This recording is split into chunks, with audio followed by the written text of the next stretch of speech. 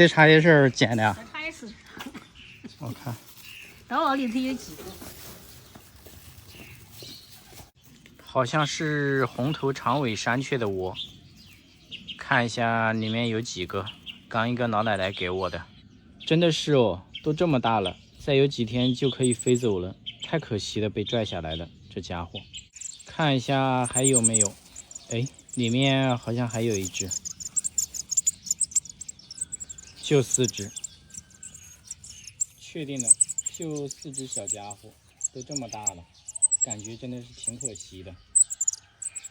然后具体的情况，我刚刚也过去了解了。老奶奶在山上摘茶叶，茶叶树上面有一个窝，她开始以为是老鼠窝，就给它扯下来了。没想到发现里面是小鸟，于是她就把它给带回来，看一下我要不要。这种鸟外号小熊猫，在我们这边来说算是非常常见的鸟，冬天一群一群的，喜欢在别人楼顶上偷腊肉吃。挺可惜的，再过几天就能学飞了。我们给它养大，然后放生吧。这个就是它们的窝。其实懂的人从材质上一眼就能看得出来是什么鸟窝，但是老人家他们基本上都不懂，误以为是老鼠窝，肯定是不认识的。先给它们喂点食物吧。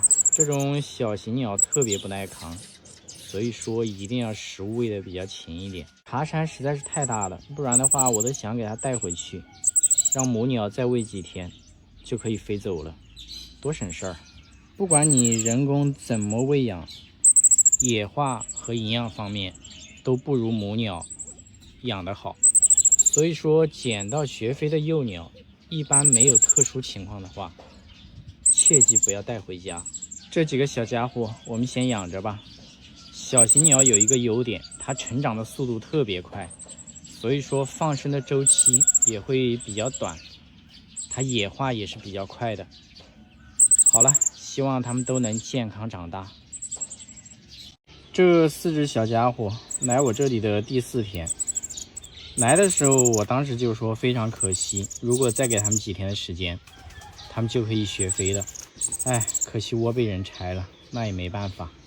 正常情况这么大的时候，已经开始陆陆续续的从窝里面飞走了。不过这种鸟实在是太小了，它们繁殖的速度很快，周期特别短，但是因为它们的块头实在太小了，所以说在食物链中它们也是最底端的存在。先不说了，给它们搞点吃的，因为我刚刚也出去了一趟，2、3个小时没有给它们喂吃的。这有个家伙饿的都开始自己在啄食了，看来是真的饿了啊！不要着急，都有份儿。其实它每一次吃的不是特别多，但是饿得比较快。我基本上半个小时到1个小时之间都会给它们喂一次食物。好像就你没吃吧？哎，这一下都吃饱了。你再来一口，多吃点才能早点长大。吃饱之后，它们会变得特别安静，而且它们喜欢挤在一起，好像有一种安全感。再试一下，看谁没吃饱，再喂几口，然后等到1个小时之后再给它们喂吃的。吃饱了，现在温度也挺舒服的，所以它们吃饱之后挤在一起，就喜欢睡觉，懒洋洋的感觉。这种鸟真的是太小了，所以其实它们在自然界中正常学飞之后，像这4只能有2只活下去就已经很不错了。我想了一下，应该没有任何一种鸟是它们可以欺负的，所以说它们只有被欺负的份儿。在很多鸟的眼中，它们和虫子没任何区别，而且飞行能力也不是特别强，飞得还比较慢。不繁殖的时候，它们都是一大群走在一起，不是特别怕人，经常在我家楼顶偷腊肉。还有就是我现在带它们出来我都慌啊，因为它们实在太小了，有的时候稍微飞一下你不注意都不知道它飞哪里去的。刚说完，有一只就准备飞了，是吧？飞到别人窗户上面去了。倒不是我不放它，是现在把它们放的必死无疑。特别是这个家伙，每次出来都到处飞，直接飞上树了。太小了，我都没看到它飞到哪里去了。在这里发现它了，看，有一个麻雀飞过来了，估计想欺负它。太小了，实在是。我刚晃了一下树，把麻雀给吓跑了。哼，等它下来吧。啊，等了20多分钟啊，这小兄弟终于飞下来了，掉到地上来了。走吧，跟我回去。等你再大一点，我把你们全部放到树林去。现在你们就吃好喝好，早点长大就可以了。给这几只小可爱搞点食物。这几天我发现他们会自己啄食物之后，我都没有喂过他们的，全部让他们自己啄。这也导致他们和我越来越疏远了。这也是一种好事，远离人类才能活得更长久。这几天也在让他们适应户外的环境，早点适应，早点放生。这种小型鸟野化起来是比较容易的，主要的问题是它太小了，出去天敌太多。不过这也是生物链里面很正常的一个现象，我们不用过度操心。现在我每天会轮流带他们4只小家伙出来户外活动，但是一次只放1只，因为他们实在是太小了，稍微不注意，它可能飞一下就不知道去哪里了。主要他们现在还没有生存能力，所以说这个阶段我们首先要保证他们的生命安全，再做其他的考虑。有一群鸡现在已经盯上它了。这几只鸡可能以为有一只小蚂蚱飞过来了，准备抓嘞。我记得我之前就和大家说过，在鸟的食物链里面，块头越小，死得越快。所以说这几只小家伙，我带他们出来放风熟悉环境的时候，我都是跟着他们的。等到差不多的时候，我就会把他们放到树林里面去，最多也就1个月吧。刚才它飞了几圈，我都以为它掉到池塘里面去，我都准备下池塘救它了。还好没掉下去，它自己可以飞上来这个位置。哎，这不就上来了吗？这个时候我们跟着它是要跟着它，但是不用过度保护，只保护它的生命安全。前几天有粉丝跟我说，让我把这几只养着，不要放生了，因为这家伙实在太小了，出去之后谁都打不过。其实我们没必要过度忧虑这个问题，因为野外这种鸟也生活得好好的，对吧？食物链很正常的。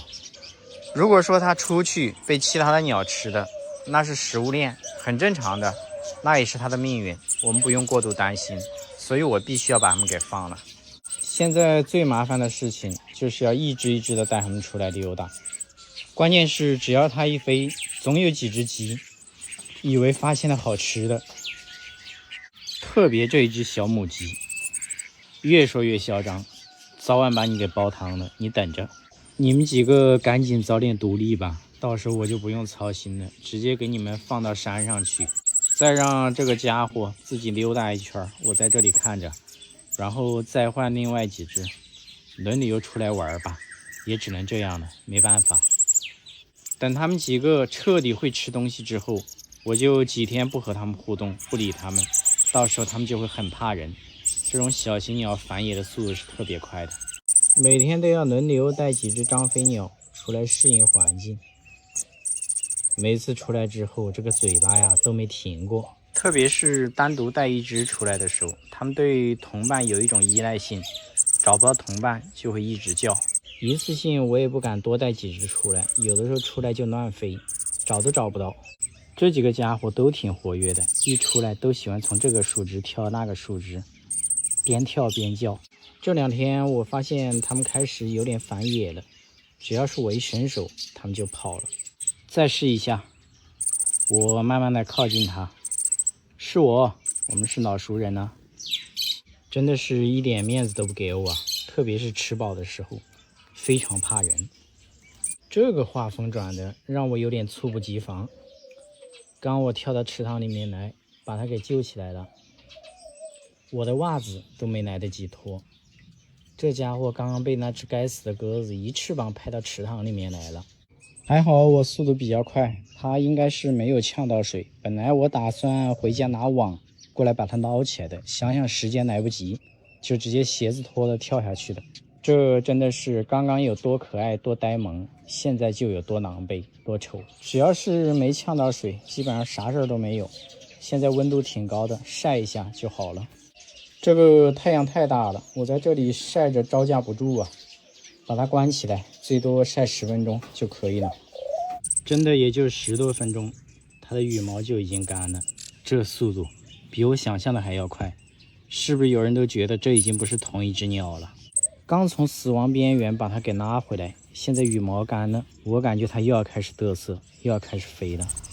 刚说完它就飞上树了，正在抖羽毛嘞，可能里面的羽毛还有一些没有干。